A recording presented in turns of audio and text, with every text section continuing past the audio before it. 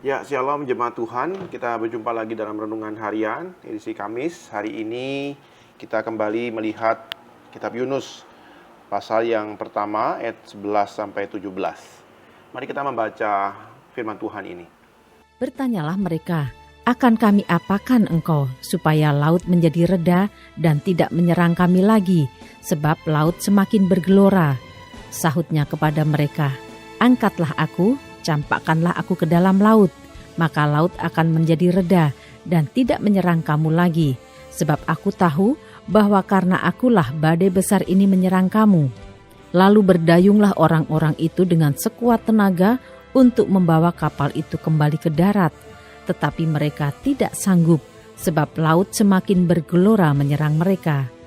Lalu berserulah mereka kepada Tuhan, katanya, "Ya Tuhan, janganlah kiranya Engkau biarkan kami binasa karena nyawa orang ini, dan janganlah Engkau tanggungkan kepada kami darah orang yang tidak bersalah, sebab Engkau Tuhan telah berbuat seperti yang Kau kehendaki."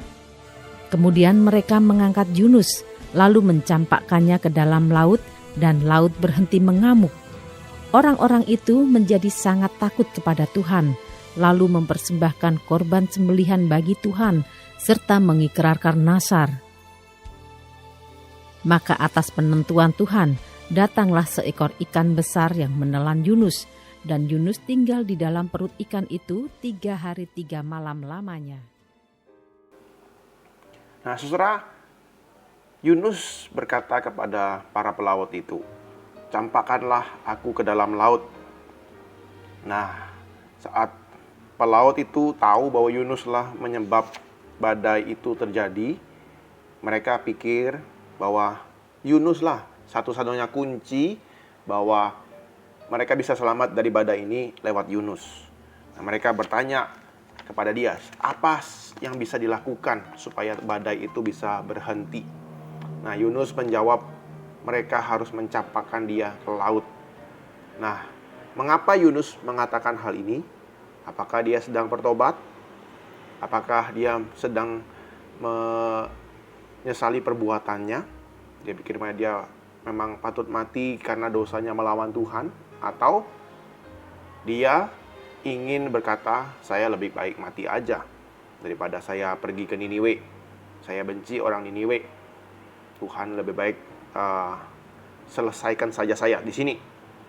Nah, apakah Yunus itu sedang tunduk kepada Allah atau memberontak kepada Allah? Nah, jawabannya saudara mungkin ada di tengah-tengah. Jadi tidak ada alasan Yunus itu bertobat ataupun dia memberontak kepada Tuhan.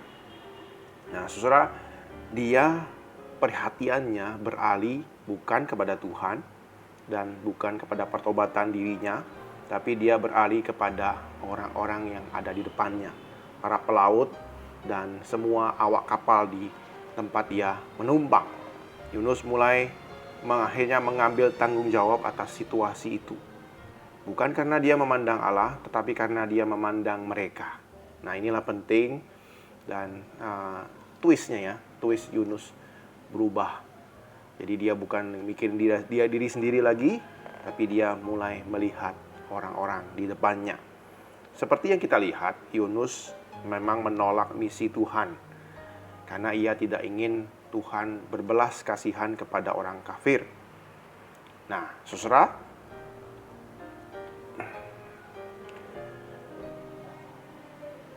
namun ketika ia melihat orang-orang di depan dia, mereka yang telah memanggil dewa-dewa mereka, tetapi dia tidak berbicara kepada Allahnya, dan orang-orang di kapal itu mengajukan pertanyaan dengan hormat, bertanya apa yang harus dilakukan, dan orang-orang itu tidak menyerang dia meskipun mereka tahu Yunus yang salah. Nah, pelaut itu memberikan karakter yang luar biasa. Pelaut itu telah menghilangkan ketidakpedulian Yunus dan telah menyentuh hati nuraninya. Nah, di sini Yunus mulai tergerak karena rasa kasihan semata. Tetapi itu lebih baik daripada ia membenci mereka. Nah, susah seringkali agar seseorang itu mendapatkan pengalaman rohani ataupun pemahaman rohani, dia harus mulai memikirkan orang lain, siapapun itu. Jadi dia tidak egois lagi, dia mulai melihat kebutuhan orang lain. Jadi sebenarnya dia ingin berkata seperti ini. Yunus mau berkata, kalian bisa mati karena saya, tetapi harusnya sayalah yang mati bagi kalian. Sayalah yang dimurkai oleh Allah, campakkanlah saya. Itulah maksud dari kata-kata Yunus. Nah, para pelaut, meskipun udah dikasih tahu oleh Yunus, mereka masih mengasihi dia. Mereka masih berusaha untuk mendayung sekuat tenaga ke pantai. Tapi mereka tidak mampu. Badai itu semakin bergelora. Nah, betapa beratnya mereka harus akhirnya mencampakkan Yunus ke dalam laut dengan rasa takut dan gentar dan doa kepada Allah. Nah, saudara, inilah kita lihat perbandingan antara Yunus dan para pelaut itu. Namun Yunus telah belajar dari mereka. Nah, saudara, rasa kasihan Yunus ini muncul dalam dirinya adalah salah satu intuisi yang paling mendasar dalam diri manusia. Jadi, dasar hati manusia, yaitu pola kasih. Kasih yang mau berkorban. Itu Tuhan memang taruh dalam diri kita. Oh, gambar dan rupanya. Yunus ingin berkata, saya menanggung kemarahan ombak itu agar kalian tidak perlu menanggungnya. Nah, kasih yang benar memenuhi kebutuhan yang dikasihi, tidak peduli harga yang harus dibayar. Nah, semua kasih yang mengubah hidup merupakan jenis kasih yang berkorban untuk menggantikan sesuatu. Nah, saudara, contohnya adalah kita sebagai orang tua.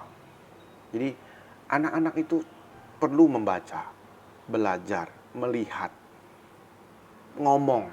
Itu belajarnya dari kita. Kita perlu menyediakan waktu bagi mereka supaya mereka bisa belajar ngomong, membaca. Dan keterampilan sosial, intelektual mereka, emosional mereka sangat dibentuk dari kehadiran kita.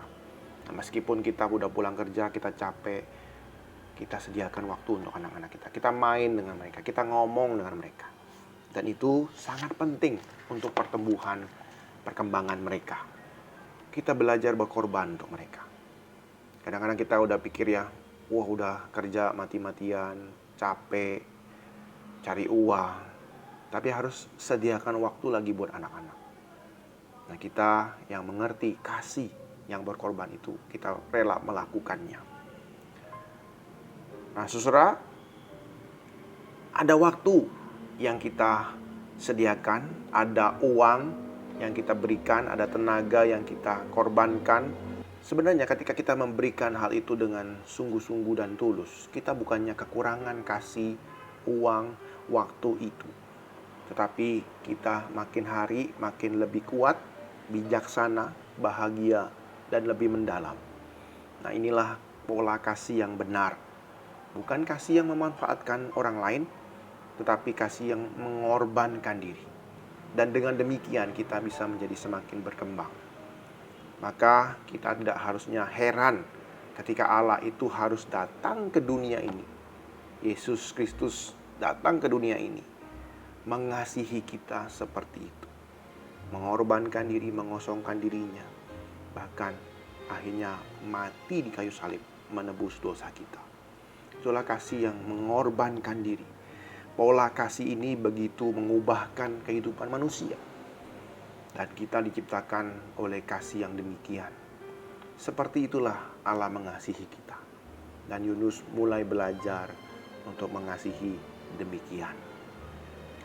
Saudara, biarlah kita boleh belajar tentang hal ini. Pola kasih yang Yunus mulai belajar. Dia melihat orang-orang itu. Dan dia belajar mengorbankan dirinya. Meskipun itu memang salah dia. Dan kadang-kadang mungkin bukan salahnya kita. Kita pun harus mengorbankan diri. Kiranya Tuhan boleh menolong kita dan mengingatkan kita. Mari kita berdoa. Ya Tuhan, kami bersyukur buat berkat Tuhan dan firman Tuhan yang telah kami baca hari ini. Biarlah pembelajaran dari Yunus ini yang begitu panjang. Dia belajar melihat belas kasihan Tuhan. Dan dia melihat lewat orang-orang yang bersama-sama dengan dia, para pelaut itu. Dan biarlah Tuhan ini mengingatkan kami bahwa kami telah memiliki kasih yang telah Engkau berikan secara cuma-cuma, yang begitu besar Tuhan, yang tidak perlu kami bayar, tetapi kami terima sebagai anugerah. Biarlah kami pun boleh merasakan dan boleh membagikannya di tengah-tengah dunia ini pada saudara-saudara kami, sahabat kami, keluarga kami, dan siapapun yang ada di sekitar kami. Terima kasih Tuhan Yesus buat firman-Mu. Demi nama-Mu kami ucap syukur dan berdoa. Amin.